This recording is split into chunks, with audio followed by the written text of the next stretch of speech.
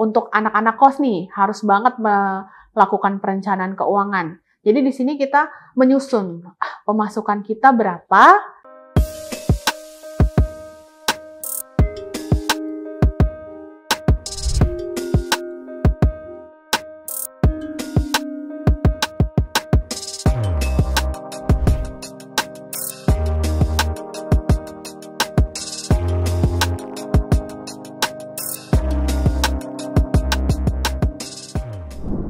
Assalamualaikum warahmatullahi wabarakatuh. Selamat datang di channel Kuliah Teknokrat bersama dengan saya, Devi Rizky Anggarini dalam mata kuliah Manajemen Keuangan.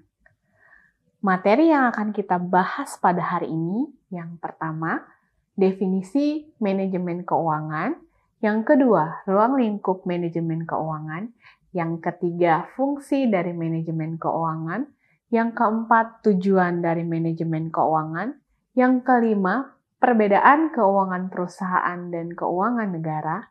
Yang keenam, perencanaan keuangan. Yang ketujuh, ruang waktu perencanaan keuangan. Yang kedelapan, perencanaan keuangan dan keputusan investasi. Yang kesembilan, kondisi dari perencanaan keuangan. Baiklah, kita mulai dari materi yang pertama tentang definisi manajemen keuangan. Selanjutnya, definisi manajemen keuangan.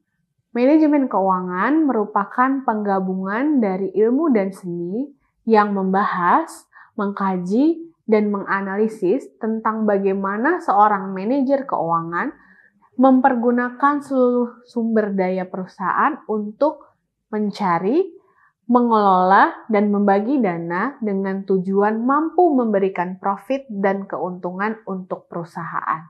Nah, dalam menjalankan itu semua, ada yang namanya ruang lingkup manajemen keuangan.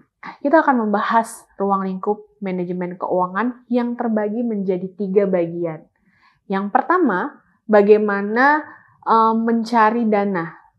Nah, dalam mencari dana, secara umum, itu dana perusahaan itu masuk ke dalam modal perusahaan yang bersumber dari 2. Yang pertama adalah modal sendiri, yang kedua adalah modal asing. Nah, modal sendiri itu adalah modal dari dalam perusahaan yang disetor dan dijadikan sebagai modal perusahaan. Contohnya adalah saham dan obligasi. Sedangkan modal asing itu merupakan modal yang didapat dari hasil pinjaman ke lembaga keuangan atau ke perbankan. Yang kedua, bagaimana mengelola dana perusahaan. Nah, dalam tahap ini, pihak manajemen keuangan itu bertugas mengelola dana perusahaan, yang kemudian menginvestasikan dana tersebut ke tempat-tempat yang dianggap produktif dan menguntungkan. Ini tentu saja tempat-tempat yang dianggap produktif dan menguntungkan adalah pasar uang. Pasar uang di sini bisa berupa pasar saham, pasar obligasi yang dianggap menguntungkan bagi si perusahaan. Selanjutnya itu adalah bagaimana membagi dana. Dalam membagi dana, itu keputusan dalam pembagian dana itu berdasarkan dari berapa jumlah modal yang disetor oleh para pemegang saham dan berapa yang mereka tempatkan. Nah, pembagiannya berdasarkan jumlah itu. Selanjutnya, kita akan membahas tentang fungsi dari manajemen keuangan.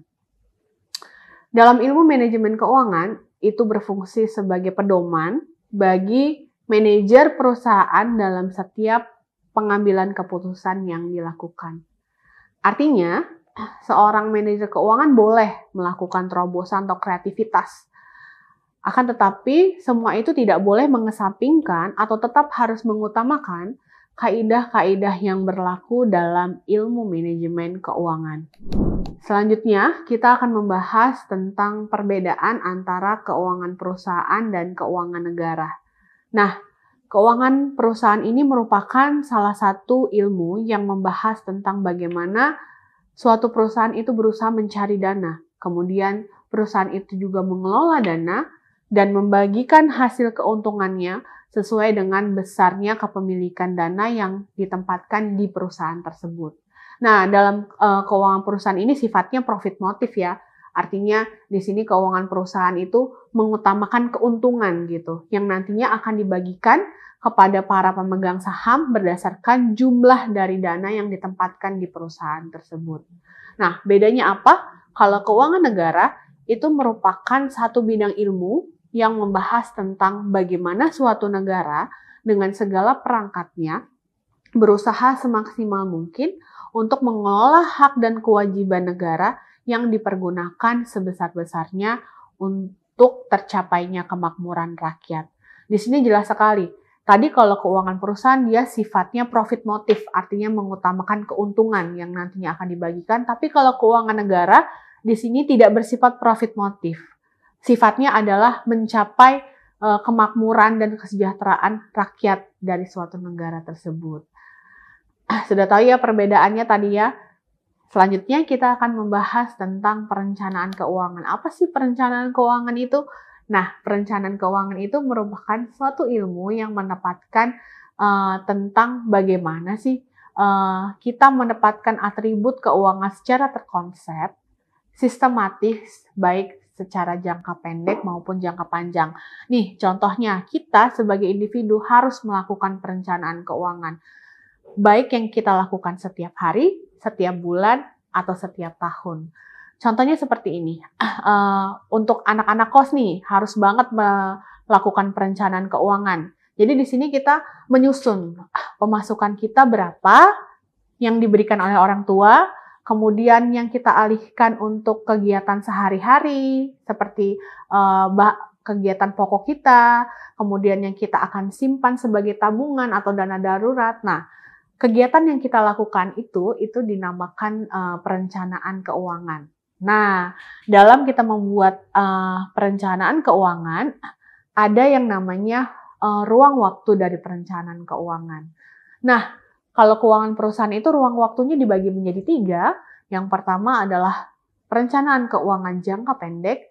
Nah, yang dibuat dalam jangka waktu 1 tahun atau 12 bulan. Yang kedua adalah perencanaan keuangan jangka menengah, itu yang dibuat dalam jangka waktu 1-5 tahun. Yang ketiga adalah perencanaan keuangan jangka panjang, yang dibuat dalam jangka waktu 10-15 tahun.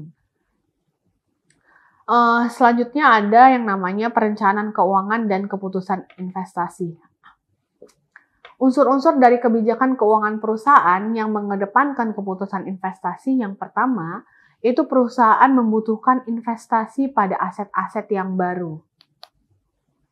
Yang kedua, tingkat pengungkapan keuangan itu dipilih untuk dipergunakan oleh perusahaan dalam mencari, istilahnya sumber-sumber modal yang baru.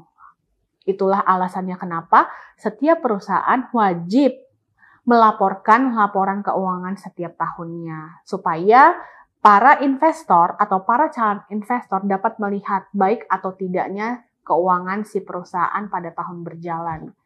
Yang ketiga itu adalah jumlah kas yang dirasakan perusahaan perlu dan layak untuk diberikan oleh kepada pemegang saham. Selanjutnya kita masuk ke dalam kondisi perencanaan keuangan. Dalam kondisi perencanaan keuangan itu terbagi menjadi 3 kondisi. Yang pertama adalah kondisi buruk. Nah, kondisi buruk ini dalam dunia bisnis itu bisa dipengaruhi oleh berbagai sebab. Contohnya adalah resesi ekonomi, kedua kondisi inflasi suatu negara, kemudian kondisi krisis moneter, dan kondisi peperangan. Nah, itu sangat mempengaruhi dunia bisnis, terutama perusahaan, sehingga masuk ke dalam kondisi yang buruk. Nah, kondisi yang kedua adalah kondisi normal atau kondisi biasa. Nah, dalam kondisi normal ini merupakan kondisi di mana perusahaan dalam suatu negara itu tingkat inflasinya masih stabil, perekonomiannya masih stabil, sehingga walaupun dalam kondisi normal, perusahaan harus tetap menempatkan analisa kehati-hatian jika untuk mengantisipasi jika suatu saat kondisi terburuk itu terjadi. Yang ketiga itu adalah kondisi baik atau kondisi yang bertumbuh. dalam kondisi yang baik itu perencanaan bisnis harus tetap dijalankan dengan optimal karena di sini bisnis dari si perusahaan itu sedang berkembang. Nah, dalam bisnis yang berkembang ini perlu adanya pendanaan yang lebih. Seperti itu. Baiklah, tadi kita sudah membahas nih tentang definisi keuangan perusahaan dan keuangan negara. Sekarang kita akan membahas tentang apa sih perbedaan dari keuangan perusahaan dan keuangan negara. Nah, yang pertama nih kita bahas dulu tentang keuangan perusahaan. Jelas, yang pertama itu keuangan perusahaan itu bersifat profit oriented dan mengikuti standar-standar aturan SAK. SAK itu standar akuntansi keuangan yang memang sudah ditetapkan ya. Nah, dalam profit oriented ini jelas si perusahaan itu mengedepankan keuntungan untuk si perusahaan. Nah, kalau tadi itu sifatnya yang pertama oriented, profit oriented, yang kedua itu sifat dari keuangan perusahaan itu memberikan kemakmuran yang sebesar-besarnya, artinya ya kemakmuran yang paling maksimal kepada para pemegang saham. Nah, di sini semakin banyak investor atau para pemegang saham itu menanamkan sahamnya di dalam perusahaan, artinya semakin banyak juga nih keuntungan yang akan didapatkan oleh si para pemegang saham atau para si investor. Yang ketiga itu sifatnya adalah kontinuitas atau keberlanjutan suatu usaha. Nah, dalam hal ini keuangan perusahaan itu mengedepankan keberlanjutan suatu usaha di masa yang akan datang. Yang keempat itu adalah pertanggungjawaban laporan keuangannya itu ada pada komisaris perusahaan yang bertindak sebagai para pemegang saham. Nah, pertanggungjawaban si perusahaan dalam bentuk laporannya itu kepada komisaris perusahaan. Nah, tadi kita sudah membahas tentang keuangan perusahaan, sekarang kita akan membahas tentang keuangan negara.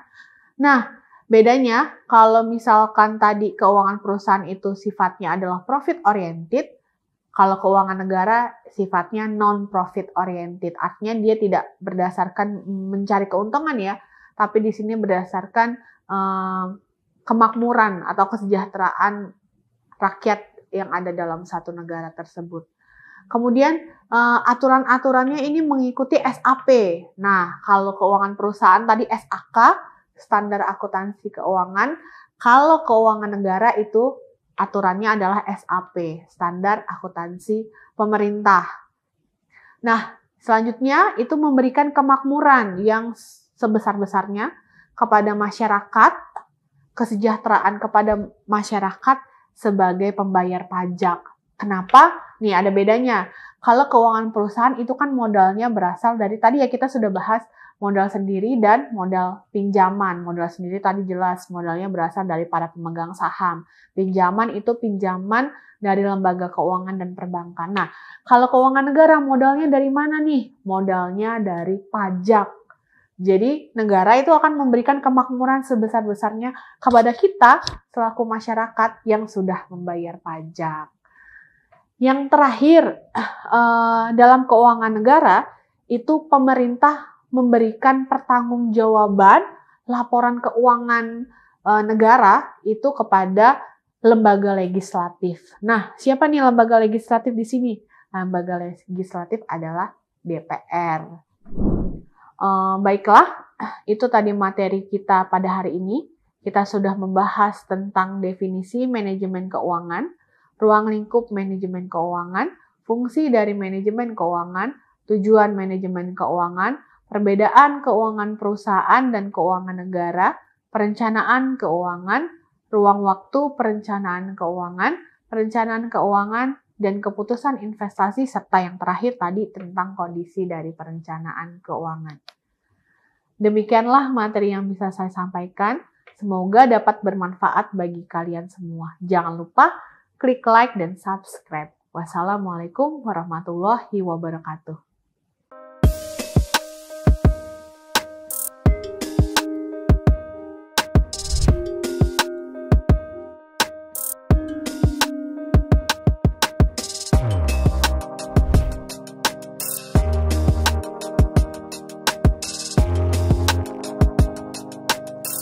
kasih sudah menyaksikan video pembelajaran ini. Jangan lupa like, komen, dan subscribe, serta nyalakan tanda loncengnya agar kalian tidak ketinggalan informasi update lainnya.